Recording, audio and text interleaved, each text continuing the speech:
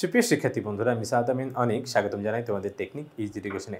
চলে আসলাম তোমাদের সামনে টাইপ 2 এর তোমার 15 নম্বর অঙ্কটা সমাধান নিয়ে, যেখানে তোমার হচ্ছে বলা হয়েছে 1 - x ইন্টু তোমার 1 plus p to the power x whole to the power যদি 6 হয়, তাহলে সেক্ষেত্রে এটার যদি বিস্তৃতি যদি ওরা ওদের মতন করে কিন্তু এটা করছে। আমাদের বিস্তৃতিটা অবশ্যই ভিন্ন, কিন্তু ওদের বিস্তৃতিটা হচ্ছে কি বলছে যে ওরা বিস্তৃতি করে কি পেলো 1 প্লাস পি এক্স স্কোয়ার, কি পেলো 1 প্লাস পি এক্স স্কোয়ার পেলো। যদি এটা যদি হয়ে থাকে তাহলে পি ও কিউ এর মান তোমাকে নির্ণয় করতে বলছে। ওকে, তাহলে এখানে ওদের বিস্তৃতি পর্যন্ত আমরা হচ্ছে সন্তুষ্ট না। আমরা একটা কাজ করবো যে প্রথমে আগে আমাদের মতন একটা বিস্তৃতি করে নিব। ঠিক আছে, বিস্তৃতি কীভাবে করবো? অবশ্যই যে 1 plus p x whole to the power 6 এটাকে বিস্তৃতি করব। তো বিস্তৃতি আমরা কিভাবে করি নর্মালি, যে তোমার যত আছে, এই যে তোমার পাওয়ার যত আছে সেটা ফ্যাক্টোরিয়াল কি 0 থেকে স্টার্ট হয়। প্রথম পদ কি 6 ফ্যাক্টোরিয়াল 0, তারপর হচ্ছে প্রথম পদের পাওয়ার কি হবে বলো তো? প্রথম পদ এটার পাওয়ার হচ্ছে তোমার এই যে দুইটা আছে না, এই দুইটার বিয়োগফলটা, এই দুইটার বিয়োগফল। আর হচ্ছে পি টু দি পাওয়ার এই যে পি এক্স, এই যে তোমার দ্বিতীয় পদটার পাওয়ার কি হবে বলো তো? এই যে তোমার হচ্ছে নিচে যেটা থাকবে সেটা সরাসরি হচ্ছে দ্বিতীয় পদের পাওয়ার হয়ে যাবে। এখন কথা হচ্ছে ভাইয়া, এখানে তো আমি বিস্তৃতিতে কোথাও 1 দেখতে পাচ্ছি না। আসলে 1 দেখতে না পাওয়াটাই স্বাভাবিক, কারণ হচ্ছে দেখো তুমি একটা ব্যাপার লক্ষ্য করে দেখো, 1 এর পাওয়ার তুমি যাই দাও না কেন 1 তো 1ই থাকবে। তবে বারবার হচ্ছে 1 এর পাওয়ারটা না দেওয়াটাই আসলে আমাদের জন্য হয়তো বুদ্ধিমানের কাজ হবে, একটু টাইম সেভ হবে। তো দেখো আমাদের হচ্ছে সরাসরি কি বলতো, এখানে যে মানটা থাকবে এটাই কি সরাসরি দেখো যে দ্বিতীয় পদের পাওয়ার হয়ে যাচ্ছে, যে এখানকার মানটাই সরাসরি দ্বিতীয় পদের পাওয়ার, এই মানটাও দেখো সরাসরি দ্বিতীয় পদের কিন্তু পাওয়ার হয়ে গেছে। ওকে, এবং দেখো 1 - x এটাকে বিস্তৃতি করার মতন কিছু নাই, এটা হচ্ছে তোমার পাওয়ার তো একই, এটা গুণ আকারে থেকেই যাবে। এরপরে নর্মালি আমরা হচ্ছে 6 ফ্যাক্টোরিয়াল 3 করব। যদি আমরা ম্যানুয়ালি করতে চাই ম্যানুয়ালি করতে পারবো, যদি মনে করি যে না একবারে ক্যালকুলেটরে করবো, যে ভাই 6 লিখবো, তারপর শিফট দিয়ে সরাসরি ভাগ দিয়ে দিব, শিফট দেওয়ার পর ভাগ দিয়ে তারপর হচ্ছে 2 দিব, তাহলে আমার হচ্ছে এরকম 6c2 এটা আসবে। এটা করলে আমরা কিন্তু ডিরেক্ট অ্যান্সার পেয়ে যাবো। তো এরকম ডিরেক্ট কিন্তু লেখা যাবে, মোটেও কিন্তু এমন না যে আমরা ক্যালকুলেটার এটা করতে পারবো না। ঠিক আছে, বা করলে যে মার্ক কাটবে কিচ্ছু না। ঠিক আছে, সরাসরি একবারে ক্যালকুলেটারেই করবো, এটাই হচ্ছে আমাদের বেটার হবে। ওকে, এখন দেখো যে ব্যাপারটা আমি হচ্ছে মোটামুটি দেখো এটা আমি বিস্তৃতি করে ডট ডট দিয়ে দেখাই দিছি যে আমাদের আরও আছে, কিন্তু আমরা করি নাই। কেন করি নাই? কারণ আমাদের হচ্ছে ওখানে দেখো এক্স স্কোয়ার পর্যন্তই কিন্তু দেওয়া ছিল, 1 প্লাস পি এক্স স্কোয়ার পর্যন্ত দেওয়া ছিল। তো এর বেশি কিন্তু যেহেতু দেওয়া নেই, তাহলে সেই জন্য আমরা হচ্ছে আর করি নাই। কিন্তু ওখানে যদি পি এক্স কিউব থাকতো তাহলে এখানে কিন্তু আমি এক্স কিউব পর্যন্ত যেতাম। আচ্ছা, আশা করি বুঝতে পেরেছি। এরপর ডট দিয়ে বুঝাইছি যে আরও আছে, কিন্তু আমি আর দিচ্ছি না, কারণ আমাদের আর লাগবে না। ওকে, এখন দেখো এটা কিন্তু যে প্রথম যে দুইটা পদ আছে, দুইটা পদ কিন্তু এই যে তোমার বড় যে বিস্তৃতিটা আছে এটার সাথে কিন্তু গুণ অবস্থায় আছে। তাহলে গুণ অবস্থায় যেহেতু আছে তাহলে গুণ করতে হবে। তাহলে প্রথমে হচ্ছে কি বলতো, প্রথম পদ দিয়ে, প্রথম পদ হচ্ছে 1, তো 1 দিয়ে এই যে এইটাকে, তারপরে এই পদকে, আবার এই পদটাকে।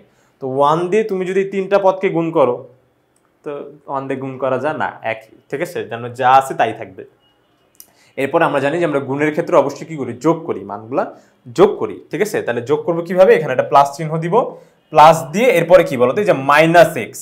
এখন আমি মাইনাস এক্স দিয়ে গুণ করব।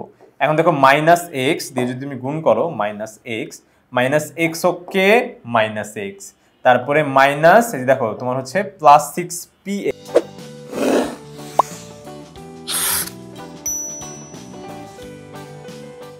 এক্স, তাহলে প্লাসে মাইনাসে হবে মাইনাস, তারপরে হচ্ছে 6p এক্স স্কোয়ার হবে, কিন্তু কারণ এক্স আর এক্স গুণ করলে এক্স স্কোয়ার। আচ্ছা, এটা গেল। এরপরে হচ্ছে মাইনাস এক্স দিয়ে গুণ করবো এটাকে, তো এটার প্লাস এটার মাইনাস, প্লাসে মাইনাসে হয়ে গেছে মাইনাস। আর হচ্ছে তোমার 15, তাহলে 15 তোমার হচ্ছে হবে 15p স্কোয়ার, কিন্তু এইখানে আছে এক্স আছে কয়টা বলো তো? 2টা, আর এখানকার একটা এক্স। তাহলে জানি আমরা যদি ভিত্তি মেলে যায় তাহলে কি পাওয়ার তোমার গুণের ক্ষেত্রে যোগ করতে হয়। তাহলে 2 আর এখানে পাওয়ার কিছু নাই, মানে 1, তাহলে 2 আর 1 যোগ করলে কত হচ্ছে বলো তো? 3 হচ্ছে। তাহলে এখানে হয়ে যাবে কি এক্স কিউব। আর এরপর যেহেতু মাইনাস দিয়ে গুণ করব, তাহলে ওই মানটাও কিন্তু মাইনাস হয়ে যাবে।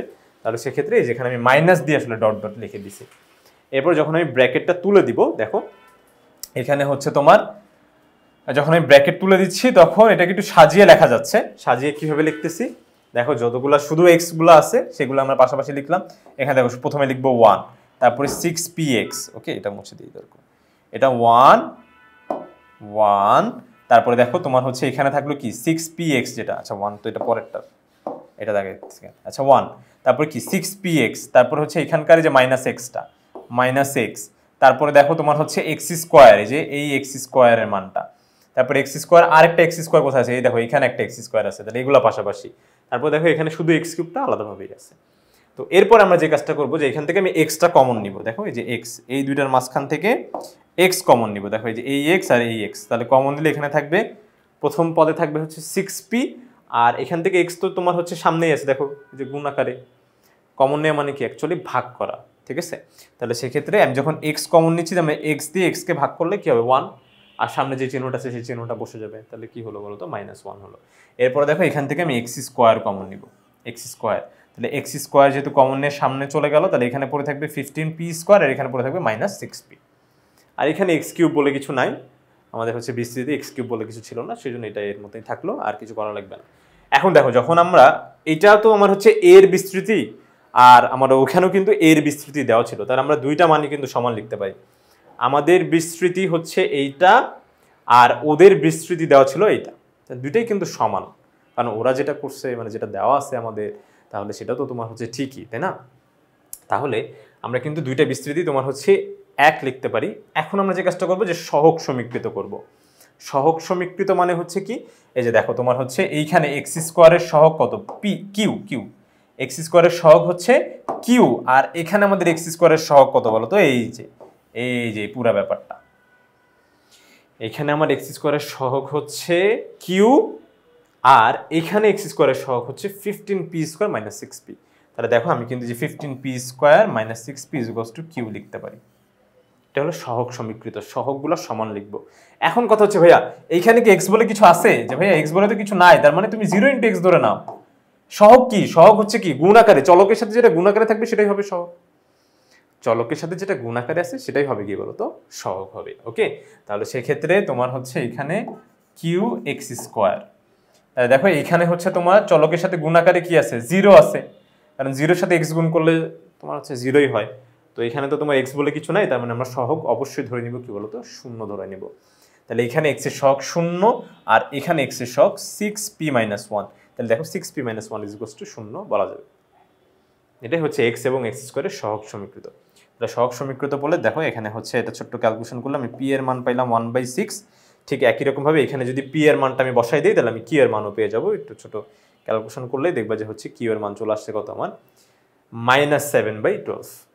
তাহলে এইভাবেই কিন্তু আমরা হচ্ছে এই যে তোমার বিস্তৃতির মাধ্যমে পি এবং কিউ এর মানটা বের করে ফেলতে পারি। আশা করি বন্ধুরা তোমরা সম্পূর্ণ বিষয়টা সুন্দরভাবে ভালোভাবে স্পষ্টভাবে বুঝতে পেরেছো। তো পরবর্তী ভিডিও দেখার জন্য আমন্ত্রণ জানিয়ে আজকে এখানে শেষ করছি। ধন্যবাদ সবাইকে, আসসালামু আলাইকুম।